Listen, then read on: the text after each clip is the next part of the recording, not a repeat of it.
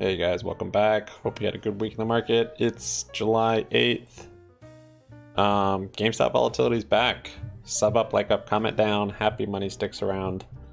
Did some more options maneuvers today. We have a Twitter you can follow us on at Happy Money YT, as well as a Discord server. Link for that is in the description. Name that movie in the comments. Name the song he's playing.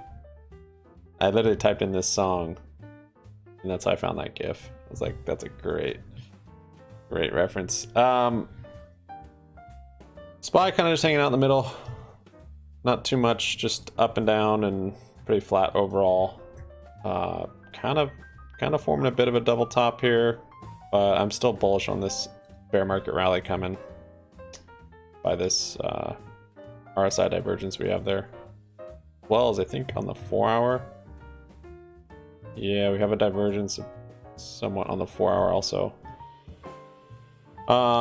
So yeah, I think this one could be epic still. And GME, so stock split announced after hours this day, gapped up, and then was really bullish yesterday. And then a memo from Matt Furlong got sent. It's an insider memo, basically. And got out to the media and yeah, use it as an excuse to dump the price. Here is the memo. It's actually bullish. I think it's good. They need to trim their expenses to make a profitable company. If you're not making, they're losing money now. So to make money, you have to have more revenue, increase your margin somehow. Reduce costs, reduce operating costs. Yeah, so this is reducing operating costs, and yeah, they need to probably be laying off a lot more people. I mean, most of the big tech and large corporations right now are laying off whole percentages of their company, 5, 10, 15, 20%. It's been widespread for the last month, so GameStop definitely needs to be a part of that, especially since they just hired on 600 people in corporate in the last year. So this is from Matt Furlong, the CEO. Change will be a constant as we evolve our commerce business and launch new products through our blockchain group. After investing heavily in personal technology, inventory, and supply chain infrastructure over the past 18 months, our focus is on achieving sustained profitability. That's what I like. Sustained profitability. That's what we need them to focus on. This means eliminating excess costs and operating with an intense owner's mentality. I like that. Everyone in the organization must become even more hands-on and embrace a heightened level of accountability for results. Love it. You want to trim the fat, run a lean ship, and that's how you make profits, especially in a recession, potential depression, which I think we're coming into. So if they want to make it through on the other side, which a lot of companies won't, they've got to be running it lean and tight.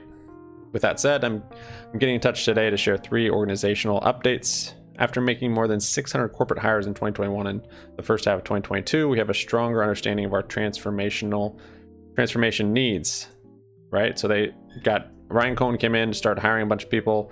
Those people start hiring a bunch of people, and now they're just there with a ton of people. So now they have to kind of weed them out, who's working, who's not.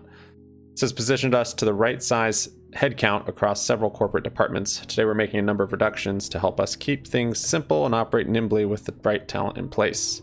We're going to be making a significant investment in our store leaders and field employees who play a critical role fulfilling the needs of our customers. Basically, because all the GameStop stores are now also fulfillment centers, and that's why it can beat out Amazon in delivery times in a lot of ways, because there's thousands of GameStop stores all over the country instead of just huge fulfillment centers that are, not nearly as many that are as close. Look on GameStop, start comparing stuff. You will see shipment times oftentimes are quicker. So yeah, they have to have a diverse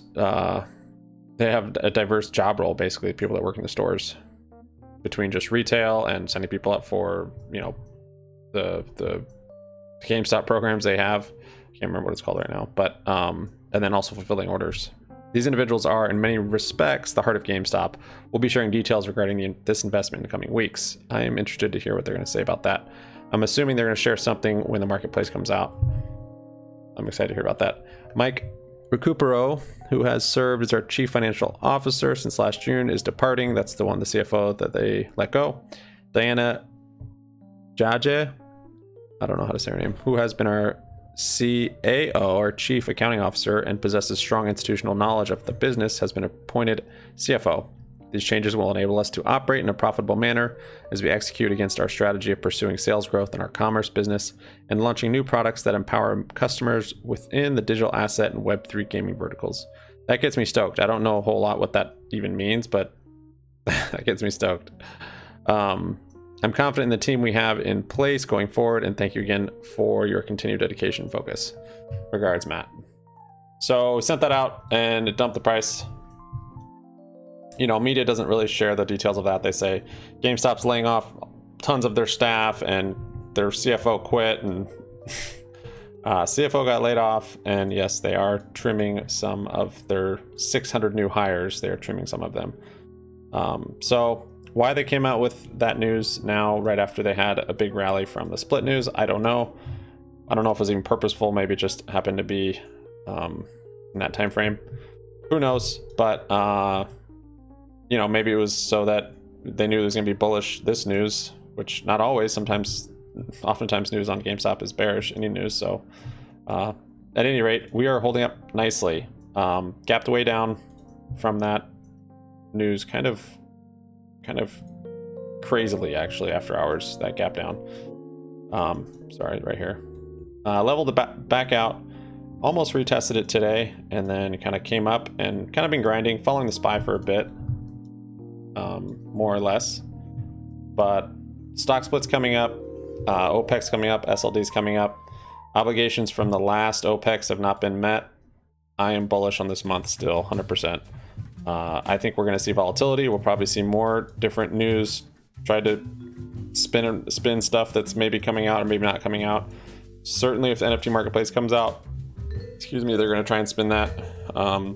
It probably will crash from so much usage on the first day, and that will be bad. And you know, whatever we're going to see. We're going to see big moves after hours and during the day, I think. So TA wise, looking good. Hourly still bullish. MACD is coming down to kiss that signal. Kind of a weird bull flag setting up there. I kind of wished we actually opened up today down here at 117 to fill that gap, but didn't happen. I think Weeble's messing up on this 4-hour chart. We're getting just weird tiny little candles, but it's still good. Bullish on the MACD, green over the 9 on the 4-hour. Keeping this range tight. This is a nice bull flag. Very nice bull flag. Is that daily? Oh yeah, okay. Yesterday triggered a couple bullish indicators, Williams R and then FSTO. Not too familiar with those. We have green over the 9 moving average today, and I bet Monday, maybe Tuesday next week, if we hold this up, which I think we will, and I think we'll probably keep going, then we will have a bullish MACD. Our volume is also increasing, which is good on green. Big volume on GME is typically bullish, especially if it's green volume, but just any big volume really, unless it's after a big move, then we'll have big volume and then it'll be coming down. But I think we're just getting ramped up here for a big move. So it might not work out like Tesla. GME is much more manipulated. If you watched yesterday's video, I talked about Tesla's stock split and how it just rallied up until it. It could, but it's possible it won't. So we kind of need to temper expectations. This was the announcement. This was the stock split. Might happen like that, or it might just act like nothing's going on until they start their obligations, which I think start this week. Yeah, 2 weeks from now. Hard to know if it'll start ramping up. If naked shorts do have to be closed by the 18th, then I expect next week to be very bullish. If next week is pretty much flat, more or less, kind of trading this range, I mean, stay below maybe 143 and above, it's a big range, 117, but stay somewhere in there and don't break out, then I think the theory of naked shorts having to close by record date is probably false, unless if they are able to, I don't know, do some sort of wizardry to get out of that, or push it down the road, push it to further obligations, or I'm not sure. I don't think they can, if it is true, but yeah, I don't know the tricks they have.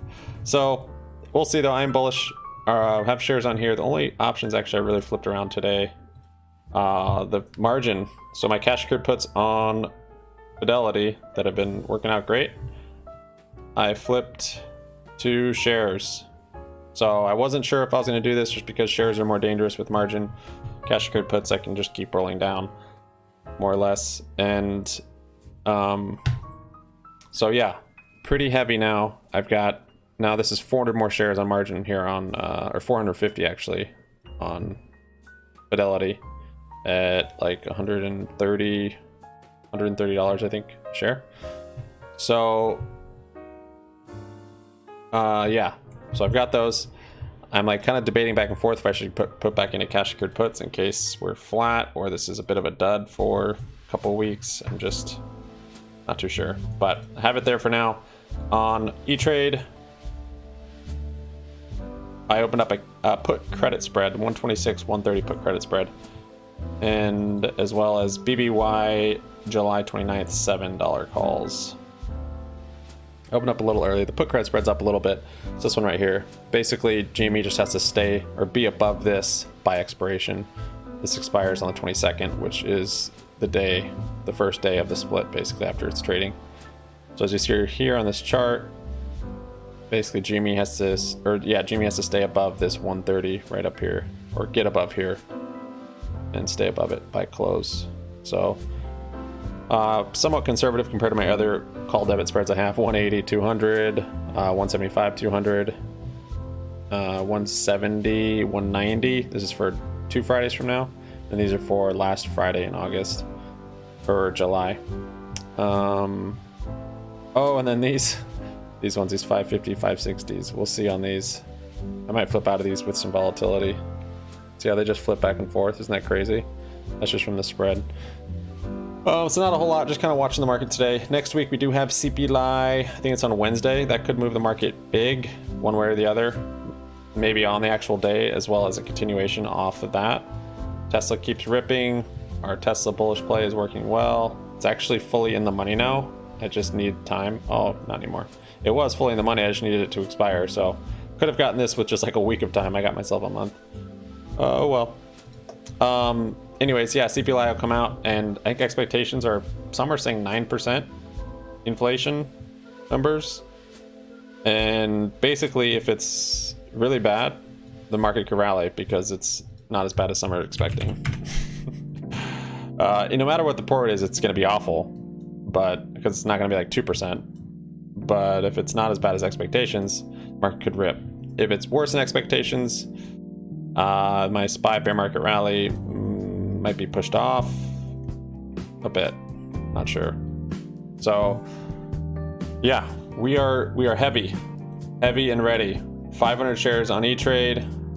I'm doing a lot of shares this time for this cycle prediction. 90 shares on Webull here. On here we have our 300 shares now and our Leap, and then on Fidelity we have our 450 shares. So ready with shares, some options, but mostly capital's in shares. Yeah, so that's what I got, guys. Hope you guys had a good week. Hope you have a good weekend. Time to mellow out. A lot of different stuff running. Look at costs. What do you know? Looky. A lot of charts look real similar to this. Very bullish looking. This is what's also making me think we're gonna have kind of a bear market rally. Is a lot of charts are setting up. Roblox looks good. Cost even looks good. This Coinbase looks good. Big Lots looks nice. Mullen. I don't like Mullen. Have a good weekend, guys. Peace out.